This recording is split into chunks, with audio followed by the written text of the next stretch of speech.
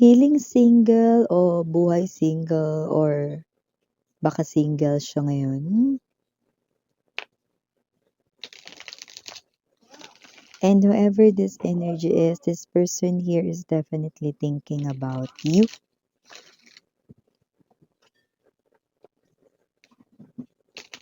This person here is someone you already knew. I just saw the 7 of coins.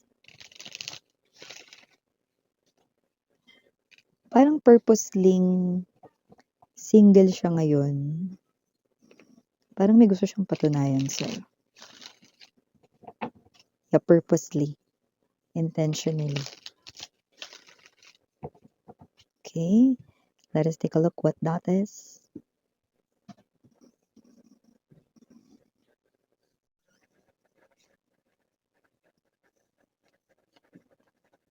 Nako. 2 of Swords and the 7 of Wands energy. The Chariot.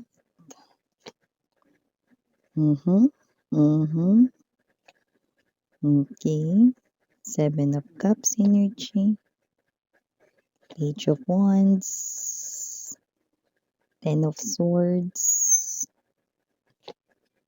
Okay. Malinaw na malinaw. Queen of Swords. Bottom of the deck. Yun. Okay, yan tayo eh. So, ano na, day 2 na ba, day 3 na ba, no? Na ganito yung boses ko. No? Pero pabalik, pabalik na siya. Konting kembot na lang mga babes, no? Pabalik na yung boses ko. So, yun nga, no? Okay, nakita ko dito na ito ay walang iba kundi ang person mo. With the 2 of Swords right in here and the 7 of Wands in reverse, no? In other words, nakakabulahaw siya. Nakakabulahaw ang person mo ngayon mga babes, no? Mas nakakabulahaw pa at nakakabulabog sa boses ko. Kaya kung sino man 'to, nagdadalaga yung boses. Kung sino man 'tong energy na 'to mga babes 'no, nakita natin dito 'no, na itong person na 'to 'no, ay kasalukuyan, yes, high chance na nangyayari ngayon 'no, sa present moment ang energy ng person ninyo 'no, na nakakabulahaw siya ngayon 'no, ng mga tao sa paligid niya na iba siguro puwedeng kapitbahay kasi dito nakita ko may inuman 'no. Puwedeng siya mag-isa umiinom, nagbi-videoke, nakatodo yung volume 'no, 10:00 pasado na ng gabi 'no, hanggang madaling araw dito 'no. Naku, 'pag pinagpatuloy niya pa talaga 'to mga babes, ewan ko na lang 'pag dito talaga 'no, napunta sa presinto or sa barangay, 'di ba? So, nakita natin na kung sino man 'tong energy na 'to nakakabulahaw siya ng mga kapitbahay 'no, dahil nakatodo ang kanya rito 'no, na puwedeng radyo, videoke 'no, or puwedeng mismo yung boses niya nakakabulahaw dito ano. So, nakikita ko na nasasaktan yung person mo at ang ingay niya, mm. At kasi naman 'tong person na 'to na puwedeng, yung iba naman hindi nakakabulahaw literal ng kapitbahay 'no, pero merong nadi-disturb na mga friends, 'yan 'no. So, puwedeng meron ng mga naiiritang mga kaibigan niya, family members niya rito 'no, with this 10 of cups right in here, 7 of cups 'no, naiirita rito kasi parang negative ang person mo ngayon 'no. So, nakikita natin dito kasi nasasaktan siya, 'yan 'no. So, nakita natin dito 'no na siya ay, nasa kanyang emosyon. Kinakain siya ngayon ng kanyang emosyon at nakikita ko na hindi niya nakokontrol ang kanya rito 'no na nararamdaman 'no, especially ngayon. Kaya kung sino man 'tong energy na 'to na nakikita natin dito 'no, na siya'y walang iba 'no, na energy ng ex mo rito 'no, na yung iba, naku mga babes 'no, nakita ko na sa inyo siya rito mangbubulahaw, 'yan 'no. Especially may mga iba rito na galing sa inuman, didiretso sa inyo, dun siya maglalabas ng sama ng loob, yes 'no. Pero yung iba gusto ko rin sabihin sa inyo 'no, na kahit hindi siya lasing, kahit hindi siya galing ng inuman, yung iba nga rito galing sa isang event, may crowd dito, puwedeng family gathering or what 'no, pupunta siya sa inyo. Okay, dahil rin sa bugso ng damdamin 'no. So, puwedeng sumigaw siya dun 'no, okey? Kasi alam niya nandun ka mga babes, so hindi dahil nakita niya yung tsinelas mo sa labas. Kundi alam niyang nandun ka 'no, siguro matagal mo itong nakarelasyon, kaya alam niya 'no kung kailan ka nasa bahay ninyo or wala 'no. More likely rest day mo ito 'no or more likely ito yung pahinga mo 'no sa trabaho or sa school or kung ano man yung ginagawa mo 'no. So, alam niyang nasa inyo ka 'no, so dun ka niya talaga pupuntahan, sasadyain 'no. At itong person na 'to 'no, dahil alam niyang nandun ka at hindi mo siya nilalabas 'no, or hindi ka nagpapakita sa kanya 'no, maaaring mataas ang tsansang magsisigaw siya dun at makabulahaw ng kapitbahay at posible ring magpatawag ng tanod, ayan 'no, or pulis 'no, na nakikita natin dito. Okay, sorry about that commercial mga babes 'no, ituloy na natin 'tong pinag-uusapan natin na 'to 'no. So nakikita natin dito na may posibilidad na siya ay, ipadampot. Ingay niya ano, ingay niya mga babes 'no. At yun nga na bago natin ipagpatuloy ito batiin muna natin everybody. Hi and hello there everyone, my name is Yan. Welcome new subscribers, returning Eastern buyers, thank you po sa inyong walang sawang love at suporta. At kung hindi niyo pa alam meron pa po tayong other channel, link down below sa ating description box. So if interested, no, i-click lang yung link diyan para mapunta kayo doon. Araw-araw nag-a-upload din tayo ng collective readings for all signs there. Yun nga natin gender dito ha, babae, lalaki, LGBT, lahat ay welcome. You can also switch roles if you want, no? And at the end of the day, everybody, meron kayong free will na free niyong gamitin anytime, anywhere. So yun yung mga babes, so nakikita natin dito, no? Na kung sino man tong energy na to, no? This person right in here ay someone na pwedeng tinalikuran mo na, hindi ka na naglo-look back sa past because we have here the Ten of Swords and the Three of Wands 'no. Mas tinitingnan mo na ngayon yung nasa harapan mo. Yung mga magagandang opportunities, yung mga bagong opportunities 'no, at hindi ka na rito naglo-look back sa past kahit na minsan-minsan dinadalaw ka ng mga ala-ala sa iyong nakaraan 'no.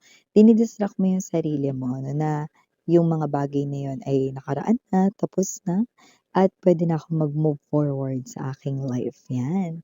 So, may gano'ng klase ng energies ka na tinataglay 'no. But this person here 'no, ay, siya'y nababalutan dito ng kanyang emosyon. So, galing siya dito 'no, sa isang kasiyahan pero puwede ring hindi, inuman 'no. Mataas ang kanyang emosyon rito. Matagal ka na rin naman daw niyang gustong kausapin, Chariot card energy 'no, ayan. So, kung makikita mo rito, yung iba puwedeng sila ay lasing 'pag pumunta sa inyo 'no. Doesn't have to be na wala silang damit kagaya ng nandiyan sa tuktok ng kalesa. Ibig lang sabihin niyan 'no, posibleng siya ito na hindi siya handa, like puwedeng siya ay nakainom or lasing kapag pumunta siya sa inyo, mm, okey.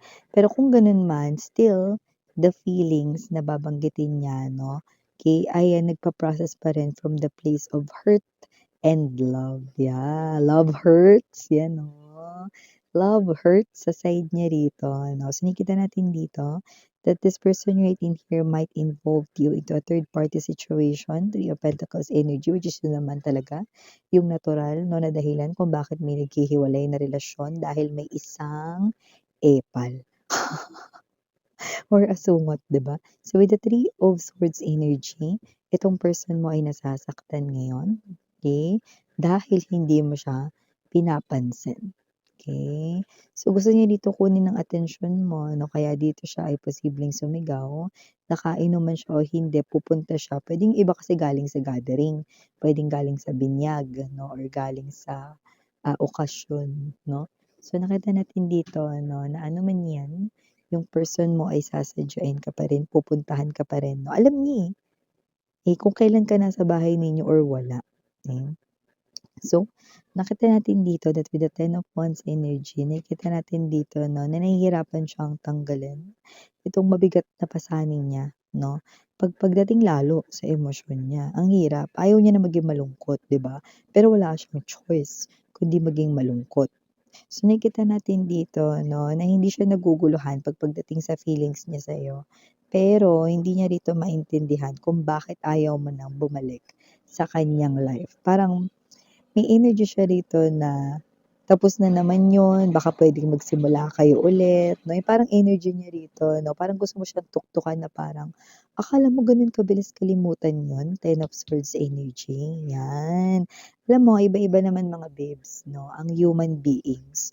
Pero dito nakita ko parang gusto niya kasi magsimula kayo ulit, start all over again 'no, at, kalimutan mo yung nakaraan 'no. Parang alam niya naman na mahal mo siya at gamitin niyo daw yun bilang, tulay 'no, upang kayo ay magkaayos. Pero hindi gano'n kadali 'yun sa side mo lumalabas dito with the Seven of Cups.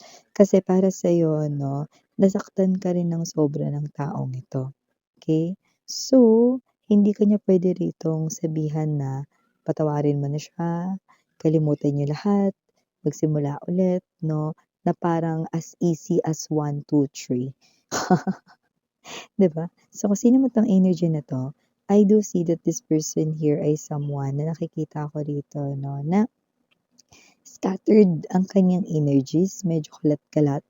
At nakikita rin natin dito 'no, na ang focus niya rito ay, mas binibigay niya yung energy niya sa focus niya sa'yo, yung nakikita natin. And however this energy is, I also do feel like na itong person na 'to is truly hurt talaga. Mm. At eto siya na wala siyang pakialam kamo 'no, na makabulahaw siya ritong kapitbahay 'no, or kahit na siya dito ay bitbitin 'no, sa kilikili ng mga pulis or ng mga tanod dito 'no, para, itigil ang eksena na ito. Marami sa inyong hindi pa 'to nangyayari, okey? Pero nakita ko rito na yung iba kasi parang hindi niyo pa alam kung kaya niyo siyang harapin or hindi niyo alam kung bibigyan niyo ba siya ng pansin kaya hindi kayo magpapakita dito sa kanya 'no. So nakikita natin dito gagawa siya ng eksena dahil nga gusto ka niya ritong makita at makausap. Excuse me. So, kung sino man 'tong energy na 'to 'no, this person right in here 'no, ay excited for the new beginning for the both of you, okey? Pero hindi mo nga yun binibigay or hindi yun madaling ibigay for you, okey, with the Ten of Swords energy because you also got hurt by this person. But I can say na nasasaktan itong tao na 'to ngayon. Mm. So, kung sino man 'tong energy na 'to 'no, well, I can sense na itong person na 'to 'no, is someone with the Three of Pentacles energy, is really wanting 'no, na maglagay talaga ng effort 'no, to bring your relationship back to normal. Nung times taray back to normal talaga yung sinasabi niya, eh, 'no. Back to normal dun sa times na sweet kayo 'no, yung in love kayo sa isa't isa, yung wala pang asungot, 'di ba? So, nakikita ko dito na on your side, hindi ko kasi alam Miss yan, eh, kung magagarantiya ko ba sa sarili ko, yang tao na yan, eh, minsan niya nang sinira yung pangako niya. Yeah, I just heard binali 'no. Minsan niya nang binali yung sinabi niya, pangako niya sa'kin tapos eto, parang gusto niyang hingin na magsimula ulit na parang walang nangyari. Na parang ang bilis ibigay ng kapatawaran dahil sa pagmamahal? Oo, mahal mo siya, ayan 'no, may pagmamahal ka pa rito. Yung mga energies na pick up ko may natitira pa kayong pagmamahal diyan. Kasi minahal niyo naman talaga 'yan 'no, at hindi 'yun mabilis na mauubos. At kung sino rin 'tong mga energies na 'to, kahit mahal niyo 'yan, hindi 'yun garantiya na makikipagbalikan kayo diyan. Dahil you are operating from the place of hurt. Eh, kasi nasaktan ako ng tao na 'yan, Miss 'yan. Eh, kasi nagtaksil sa'kin 'yan, Miss 'yan. Eh, kasi niloko ko niyan, Miss 'yan, 'no. I can see with the Three of Swords, you are once family, pero sinira at sinunog niya 'no, yung home na create ninyong dalawa just because ang landi niya. Yung iba pumatol sa katrabaho 'no. Alam mo mga babes 'no, 'di ba kasi mas madalas na parang second home na natin yung ating mga trabaho 'di ba? Dahil, may 9 hours tayong nandodo'n tayo 'no, at 9 hours natin nakakausap at nakakasalamuha yung iba. Kaya talagang marami rito 'no, yung nagkakaroon ng tsansa ng mga third party 'no, na makipaglandian 'no, sa may mga karelasyon na.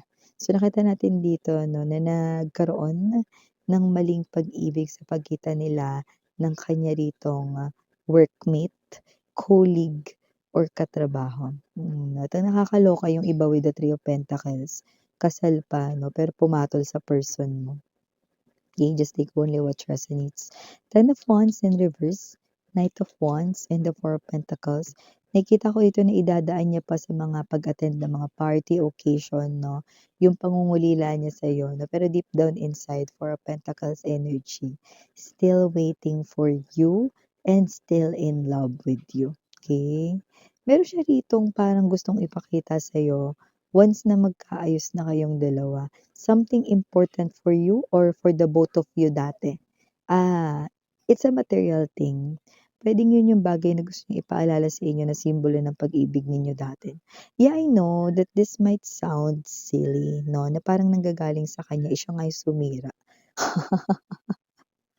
ng relasyon ninyo 'no. Pero yes 'no, yun yung mga gagawin niya dito, ipapaalala niya 'no, through that material thing, I don't know what that is 'no. Puwedeng yun yung unang picture ninyo nung nag-date kayo, first date niyo or whatever.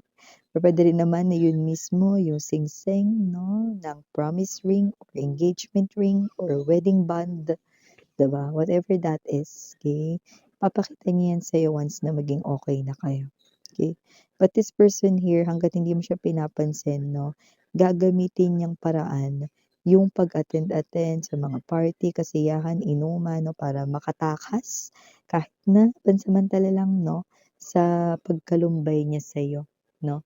And yung iba, yes, definitely talagang nakikita ko mangbubulakaw sila rito para lang lumbas ka sa lungga mo daw. Lungga talaga yung ginamit niyang term, ano ka daga? Okey, yan mga babes hindi ka daga mga babes 'no, para manlimos ng atensyon at pag-ibig sa tao na 'to and tama ka minsan kanyang nasaktan. And nakita ko rin dito 'no na hindi malabong, ulitin niya yun dahil Two of Swords ay nandidito pa rin, okey? So, for the initials right in here, yes we do have, we have S, L, oo, SL baka laging nagsi-sick leave 'to kahit hindi naman siya rito may sakit.